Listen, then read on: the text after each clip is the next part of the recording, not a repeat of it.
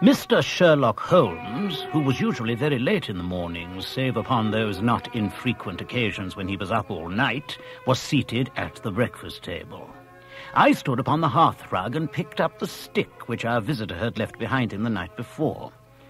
It was a fine, thick piece of wood, bulbous-headed, of the sort which is known as a Penang lawyer. Just under the head was a broad silver band, nearly an inch across.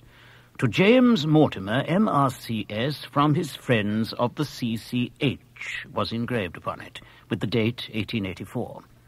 It was just such a stick as the old-fashioned family practitioner used to carry, dignified, solid, and reassuring. Well, Watson, what do you make of it? I think Dr. Mortimer is a successful, elderly medical man, well esteemed, since those who know him gave him this mark of their appreciation. Good. Excellent. I think also that he's probably a country practitioner who does a great deal of his visiting on foot.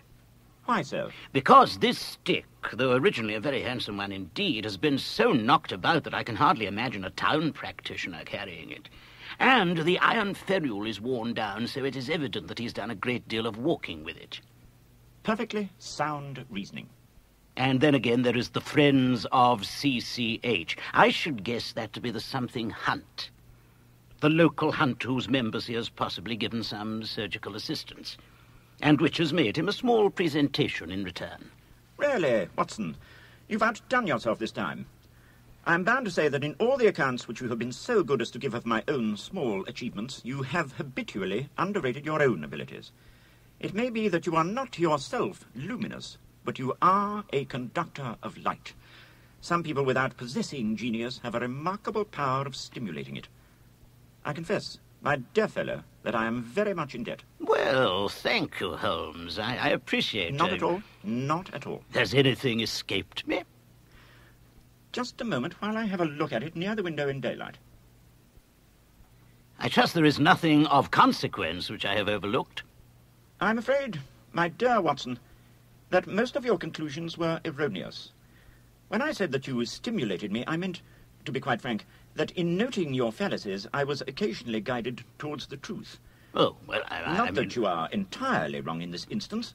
The man is certainly a country practitioner, and he walks a good deal. Then I was right. To that extent.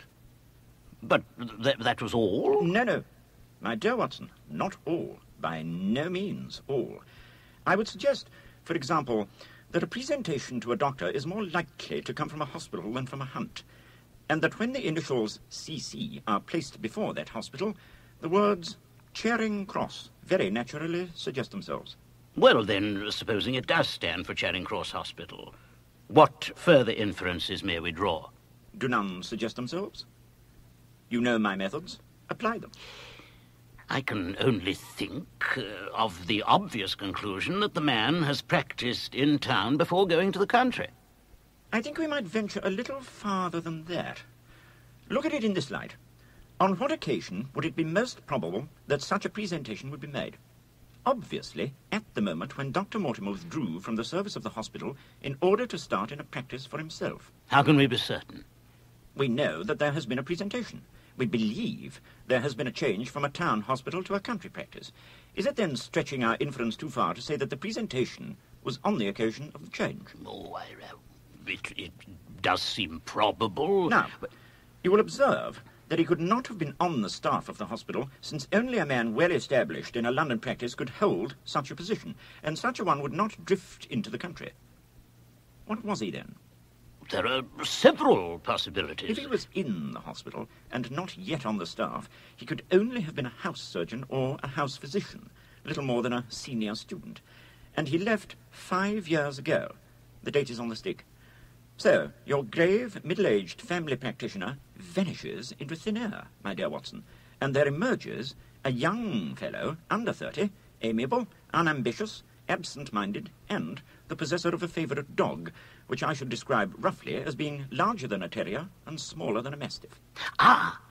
I have no means of checking the latter part of your claims, Holmes, but at least it is not difficult to find out a few particulars about the man's age and professional career by consulting the medical directory. Here, now we have, let me see. several Mortimers, but only one who could be our visitor. Mortimer James, MRCS, 1882, Grimpen, Dartmoor, Devon. House surgeon from 1882 to 1884 at Charing Cross Hospital. Medical officer for the parishes of Grimpen, Thorsley, and High Barrow. No mention of that local hunt, Watson, but a country doctor, as you so very astutely observed. I think that I'm fairly justified in my inferences. As to the adjectives, I said, if I remember right, amiable, unambitious, and absent-minded. It is my experience that it is only an amiable man in this world who receives testimonials, only an unambitious one who abandons a London career for the country, and only an absent-minded one who leaves his stick and not his visiting card after waiting an hour in your room. And the dog? Has been in the habit of carrying this stick behind his master. Being a heavy stick, the dog has held it tightly by the middle, and the marks of his teeth are very plainly visible.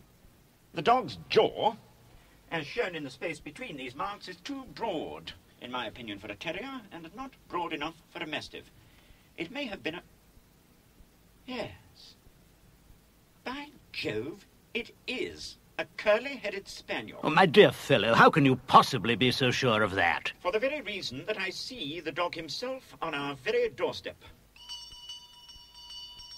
Yes, sir? And there is the ring of its owner. Now is the dramatic moment of fate, Watson. When you hear a step upon the stair which is walking into your life, and you know not whether for good or ill. Come in.